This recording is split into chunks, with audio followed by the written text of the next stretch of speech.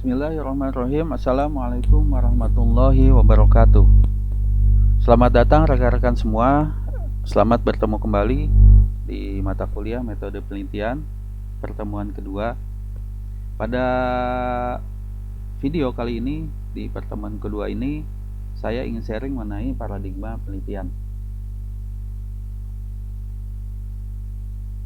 Diawali dengan materi penelitian kuantitatif. Penelitian kuantitatif ini merupakan penelitian yang merupakan penelitian yang memiliki dasar menggunakan pendekatan deduktif dan induktif. Jadi penelitian ini, untuk penelitian induktif ini memiliki kategori yang dilakukan menggunakan aktivitas pengujian hipotesis. Tujuannya adalah untuk memvalidasi sebuah teori. Jadi ada validasi sebuah teori gitu. Sedangkan untuk penelitian induktif ini adalah menciptakan sebuah pengetahuan baru, lebih kepada menguji sebuah teori. Teori-teori yang sudah ada diuji dan bisa jadi dihasilkan sebuah pengetahuan baru. Nah, kemudian metode kuantitatif di sini digunakan dalam suatu penelitian apabila masalah yang merupakan titik tolak sudah jelas gitu. Titik tolak penelitiannya sudah jelas. Jadi diawali dengan masalah yang memang sudah ditemukan terlebih dahulu. Masalahnya apa sih, baru kita lakukan penelitian. Nah, penelitian yang kedua adalah penelitian ingin mendapatkan informasi luas dari suatu populasi. Kemudian ingin diketahui pengaruh perilaku tertentu terhadap yang lain. Gitu. Kira-kira pengaruh apa sih terhadap yang lain, kira-kira dari objek lainnya, misalnya dari pengaruh yang ada tadi. Yang berikutnya, peneliti bermaksud menguji hipotesis penelitian. Hipotesis adalah merupakan pernyataan di awal yang belum dibuktikan kebenarannya. Jadi hipotesis ini merupakan pernyataan si peneliti ini, menyatakan misalnya ketika mendung pasti hujan gitu ya. Tetapi harus dibuktikan kembali pernyataan ini apakah benar atau tidak. Ketika mendung pasti hujan, maka harus dilakukan penelitian. Nah, peneliti ingin mendapat data akurat berdasarkan fenomena empiris dan dapat diukur gitu ya. Baik, kita lanjut.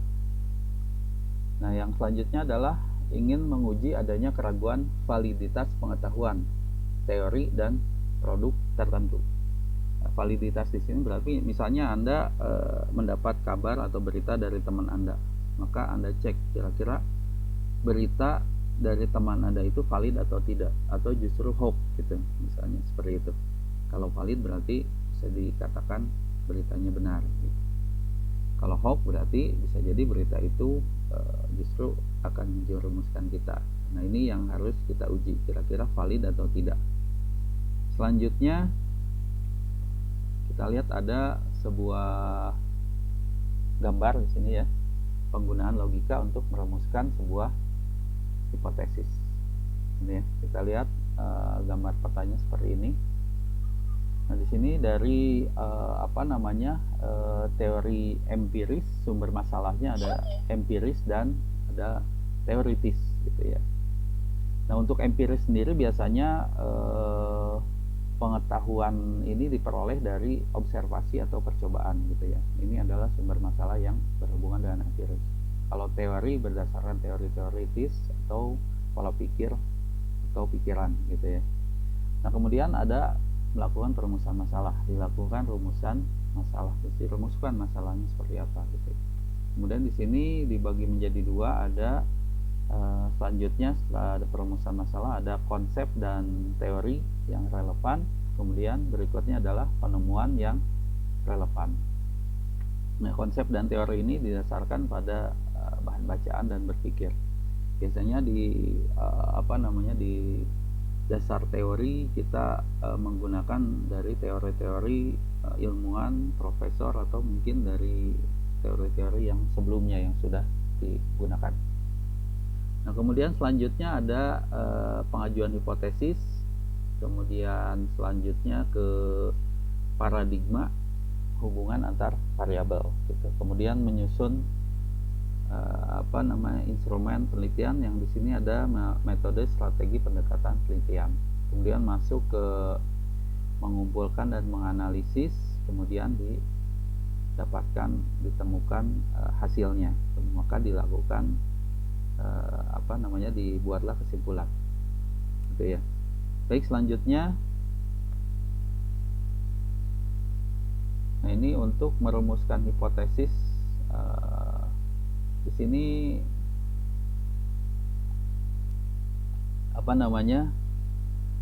peneliti harus menemukan sumber masalah. Nah, makanya di awal tadi masalah di sini harus jelas terlebih dahulu. Masalahnya apa sih misalnya? Masalahnya misalnya mengapa terjadi penurunan penjualan, misalnya penjualan produk ini menurun, kenapa sih terjadi gitu produk di suatu perusahaan. Nah, ini dicari, ini masalah gitu, maka dicari masalahnya. Bisa bersifat empiris, bisa bersifat teoritis tadi ya, berhubungan dengan pola pikir, teori, atau juga berhubungan dengan observasi dan percobaan, nanti dilihat ya. Kemudian membuat perumusan masalah penelitian. Selanjutnya membuat perumusan masalah dapat dibagi menjadi dua, ada konsep dan teori yang relevan, ada juga penemuan yang relevan. Nah, selanjutnya ada pengajuan hipotesis. Di sini ada deduktif dan juga mengumpulkan dan menganalisa, akan didapatkan penemuan dengan korelasi ya. Korelasi itu hubungan dengan pengajuan hipotesis gitu, yang menghasilkan kesimpulan. Selanjutnya tujuan perencanaan penelitian. Ini tujuan dari perencanaan penelitian. Nah, selanjutnya dilihat di sini, untuk rancangan penelitian yang baik memberikan jawaban yang kredibel, dapat dipercaya ya, dari suatu pertanyaan. Jika tidak terdapat kesalahan yang disengaja, akan mengurangi kredibilitas hasil yang didapat. Ini kredibilitasnya akan berkurang gitu kalau misalnya terdapat kesalahan gitu ya. Misalnya pertanyaan-pertanyaan yang kita ajukan, misalnya dalam kuesioner dijawab karena tidak enak gitunya, atau karena memang ikut-ikutan gitu. Jadi bisa jadi pertanyaan tadi jawabannya bisa dipertanyakan lagi, kira-kira kredibel atau tidak gitu, betul-betul jawaban yang memang benar atau tidak gitu ya. Kemudian selanjutnya ini ada proses penelitiannya. Nah, proses penelitian ini bisa kita lihat alurnya ya. Alurnya seperti ini. Dari rumusan masalah, kemudian landasan teori, rumusan hipotesis, pengumpulan data, kemudian masuk ke analisis data, nanti kesimpulan. Di pengumpulan data ada populasi dan sampel, ada pengembangan instrumen, ada juga pengujian hipotesis. Baik, kita lihat diawali rumusan masalah, kemudian landasan teori. Setelah masalahnya diketahui, maka kita cari landasan teori. Landasan teori ini merupakan dasar-dasar teori yang akan kita angkat. Kita angkat dasar teorinya dari profesor siapa misalnya, atau dari peneliti-peneliti atau ilmuwan yang sebelumnya. Nah, kira-kira teorinya seperti apa gitu ya. Kemudian masuk ke perumusan hipotesis. Hipotesis ini kita buat pernyataan di awal dulu. Misalnya bahwa produksi penjualan menurun karena terjadi penurunan penghasilan masyarakat. Misalnya masyarakat penghasilannya menurun, maka bisa jadi pembeliannya produk perusahaan ini akan menurun gitu, karena tadi gitu. Nah, ini benar atau tidak, kita lakukan penelitian nanti, pengumpulan data. Tadi hipotesis seperti itu. Ketika penurunan penghasilan masyarakat, maka akan menurun penjualan perusahaan. Ini lakukan pengumpulan data. Nah, di sini ada populasi dan sampel. Itu ya. Nah, populasi di sini adalah keseluruhan subjek penelitian. Populasi ini ya adalah keseluruhan subjek penelitian dari variabel yang menyangkut masalah yang diteliti. Kemudian ada yang berikutnya adalah sampel. Sampel adalah sebagian untuk diambil dari keseluruhan objek tadi, gitu. Sebagian saja gitu ya. Sebagian dari populasi tadi diambil sebagai sampel atau bagian dari data yang akan kita teliti gitu ya. Nah, kemudian selanjutnya pengujian hipotesis. Nah, tadi menyatakan bahwa penurunan penghasilan masyarakat menyebabkan penurunan pembelian terhadap produksi yang kita kita jual.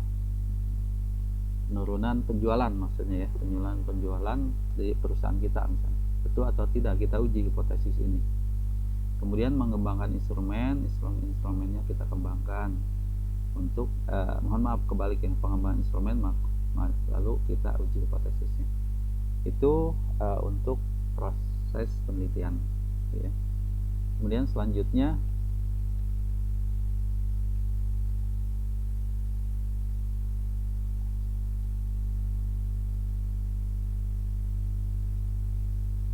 karakteristik metode kuantitatif. Karakteristik penelitian menggunakan metode kuantitatif bisa dijabarkan seperti ini. Yang pertama ada desain penelitian kuantitatif, dibuat secara spesifik, jelas dan rinci, ditentukan secara secara baik di awal ya, di awal penelitian. Desain penelitian ini menjadi pegangan gitu ya, langkah demi langkah penelitian. Nah, ini ada desain penelitian yang kita lakukan, desain penelitian seperti apa. Kemudian yang kedua ada tujuan penelitian, yang ketiga teknik pengumpulan data. Oke ya. Selanjutnya karakteristik untuk metode kuantitatif. Ada instrumen penelitian kuantitatif, ada data penelitian kuantitatif, ada sampel penelitian kuantitatif. Ini silakan dibaca lebih lanjut ya.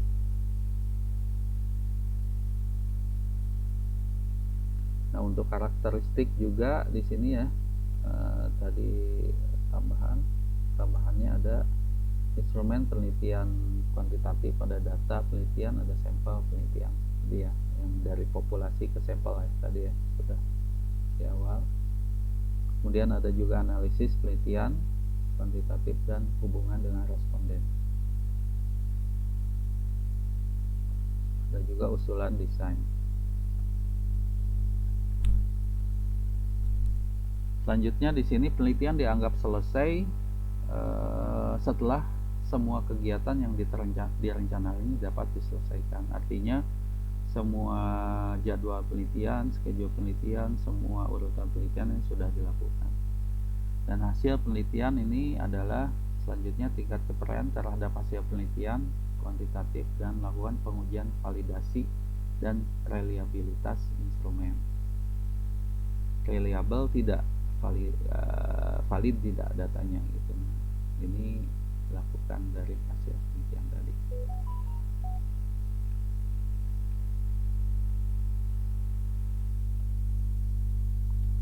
Nah, selanjutnya ada penelitian kualitatif bersifat deskriptif, cenderung menggunakan analisa dan pendekatan induktif. Proses dan makna lebih ditonjolkan. Biasanya penelitian kualitatif ini lebih ke penjabaran, penjelasan yang lebih mendalam gitu ya. Nah, cirinya laporan penelitian tersusun dalam bentuk narasi gitu ya. Tulisan-tulisan yang panjang biasanya, bersifat kreatif dan mendalam, penuh dengan nilai otentik. Nah, penelitian kualitatif suatu prosedur penelitian berupa kata-kata tertulis atau lisan dari orang dan pelaku yang dapat diamati gitu ya. Jadi lebih banyak ke arah penjelasan, penjabaran saja gitu ya.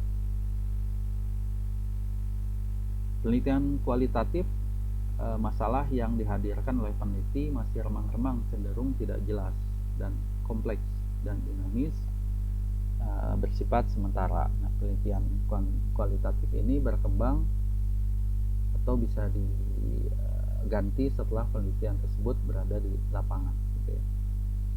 Jadi lebih ke arah penjelasan saja gitu ya. Ini silahkan dibaca kembali. Ini bisa dibaca ya. Silahkan dibaca kembali.